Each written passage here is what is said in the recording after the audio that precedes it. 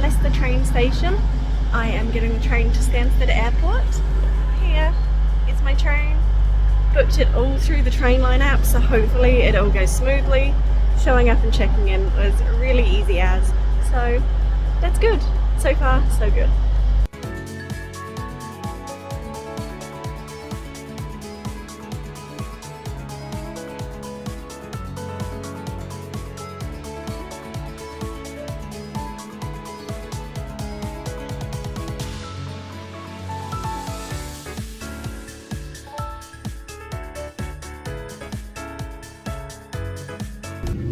So I have just spent the night in a hotel in Malaga.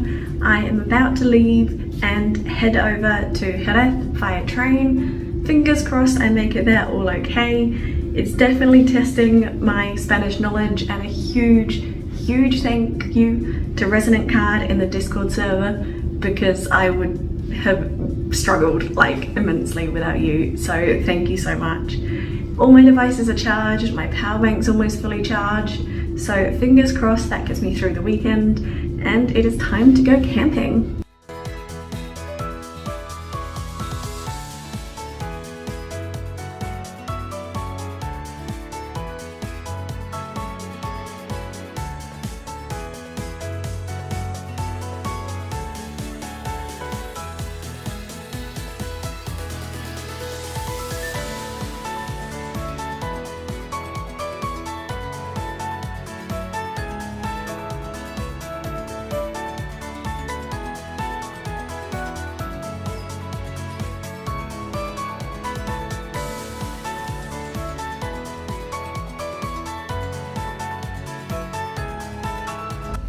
This is my home for the next 3 nights.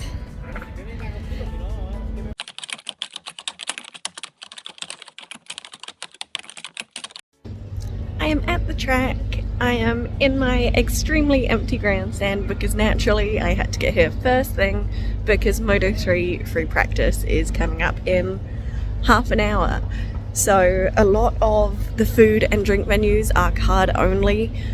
Something that's happened to me coming to Spain. Even though I told my bank I was coming to Spain, all my cards have been blocked, so that's quite unfortunate. But there is a food and drink place right by my grandstand that accepts cash, so thank goodness for that. This is my view. Good news is there's a little screen there, but I will be testing out my power bank no doubt, because I will be watching the live feed on my cell phone. Realistically, if I was going to come back, I'd probably get one of the tablets that can also do it, so I could have timing up as well, because that's just the kind of person I am. And in fact, I think that would actually be a really valuable addition to Timing Pass, is possibly live commentary as well. I've seen it done on the Formula 1. I just think it'd be super beneficial to help people know what's going on, and also to not drain so much battery life. But yes, I'm on the track, and I will be trying to get as much footage as I can for you all.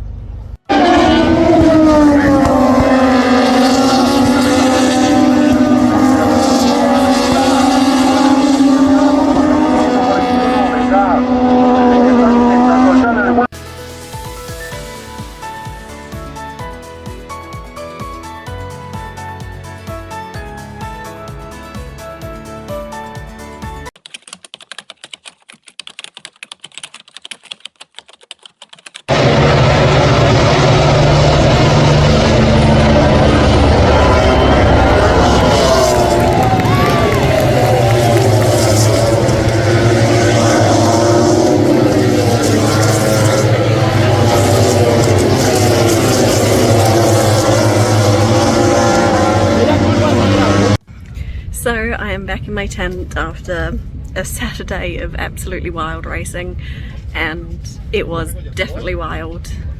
Mark taking the lead and then crashing out, several riders crashing in the same spot all by themselves.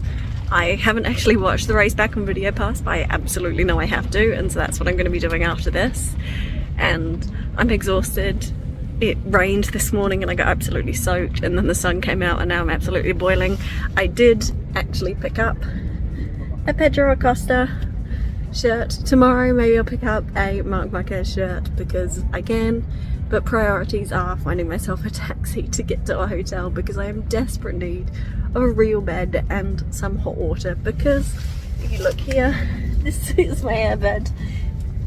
It's not inflated anymore, and yeah, next time I wouldn't camp, let's put it that way.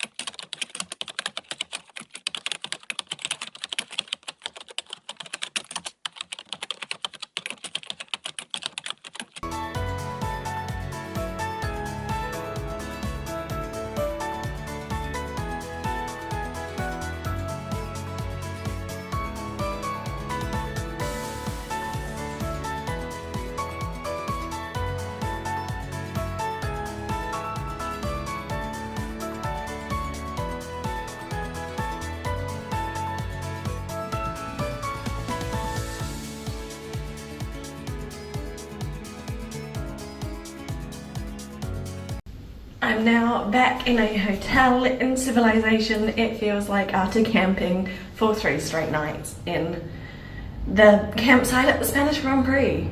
Overall, I picked a wonderful weekend to get back into live racing as an adult. Hadn't been since I was a kid, and it was just such a vibe, and I think I was extremely fortunate in the fact that the races were so sensational.